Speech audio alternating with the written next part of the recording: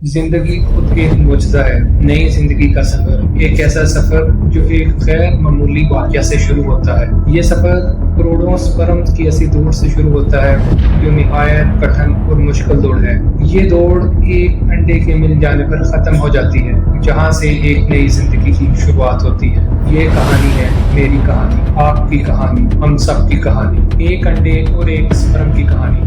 यानी आज हम बात करेंगे फर्टिलाइजेशन पर, एक नई जिंदगी की शुरुआत। जब मियाँ बीवी मिलते हैं तो इसके नतीजे में मर्द के स्पर्म या जरासीम औरत के रिप्रोडक्टिव ट्रैक्ट यानी वजाइना में दाखिल होते ही अपने टारगेट यानी एग की तलाश में निकल खड़े होते हैं, बगैर कोई टाइम ज़ाया किए। इनको इल्म है कि इन करोड़ों में से सिर्फ एक ही विनर है, ना कोई थर्ड ना कोई सेकंड। इनमें से सिर्फ एक जो सबसे मजबूत, ताकतवर और तेज होगा वही जीतेगा। एक औरत जिसके अंदर एक नई जिंदगी पनपती है, इसके रिप्रोडक्टिव ऑर्गन्स में vagina, ovaries, uterus, fallopian tubes वगैरह शामिल हैं। औरत की ये ओवरीज अपने अंदर लाखों अंडे महफूज किए होती हैं, इसीलिए इन्हें अंडेदानी भी कहा जाता है। मगर हर माह इन दोनों ओवरीज में से किसी ओवरी में सिर्फ एक अंडा ही इस काबिल होता है कि वो स्पर्म से मिलकर एक इंसान में डल जाए। ये अंडा तकरीबन 20 mm या 2 सेंटीमीटर का होता है, जिसे मैच्योर फॉलिकल कहा जाता है। इस अंडे के मैच्योर होकर ओवरी से निकलने के अमल को ओव्यूलेशन कहा जाता है। ये अंडा मुख्तलिफ मफासली परतों के नीचे 23 क्रोमोसोम लिए हुए होता है। ये क्रोमोसोम्स DNA लिए होते हैं। जैसे ही स्पर्म्स मियाँ बीवी के मिलने के नतीजे में वजाइना में दाखिल होते हैं तो वहाँ के तज़ादी माहौल में लाखों स्पर्म्स ही जिंदा रह पाते हैं। एक स्पर्म एक साथ जिसमें जेनेटिक मटेरियल यानी DNA मौजूद होता है, और ये DNA भी 23 क्रोमोसोम लिए हुए होता है। और दूसरा हिस्सा मिड पीस, जिसे हम स्पर्म का पावर हाउस भी कह सकते हैं, जबकि तीसरा हिस्सा टेल कहलाता है। ये स्पर्म का वो हिस्सा है जो इसे तैरने में मदद देता है। जब ये लाखों स्पर्म्स वजाइना से सर्वैक्स में दाखिल होते हैं तो वहाँ पर मौजूद म्यूकस फैसिलिटेटर का किरदार भी अदा कर सकती है और एक बैरियर का भी। ये औरत के साइकिल पर डिपेंड करता है, यानी ओव्यूलेशन के करीब ये म्यूकस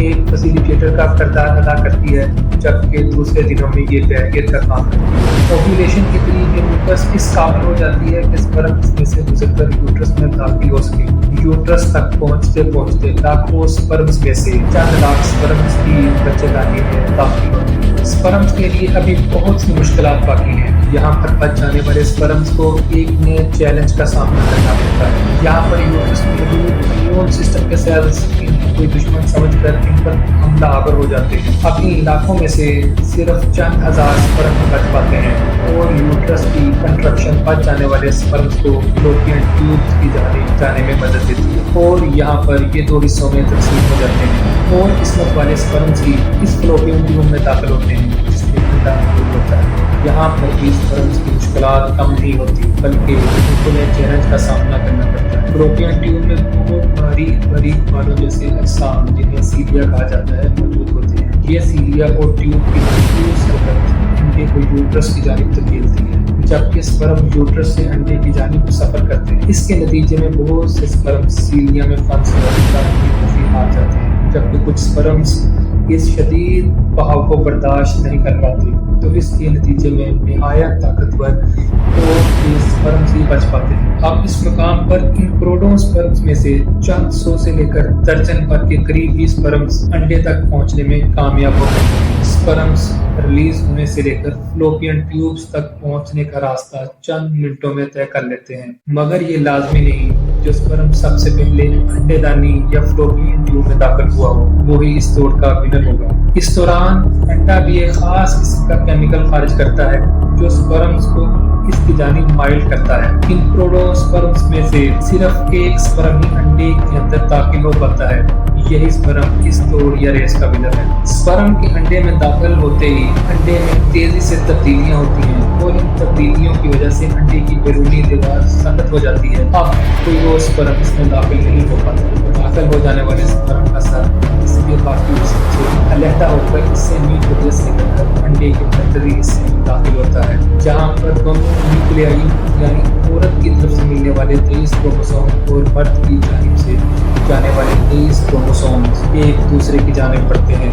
ये लम्हा एक नई जिंदगी का अजीम शान लम्हा है, क्योंकि यहाँ पर वालिदैन के जेनेटिक मटीरियल एक दूसरे से मिलकर एक जाइगोट बनाते हैं और ये जाइगोट यहाँ से बच्चेदानी की तरफ नया सफर शुरू करता है, जहाँ पर ये एक सेल से एक बच्चे में बदल जाएगा। ये है मेरी कहानी, आपकी कहानी, जिंदगी की हम सबकी कहानी।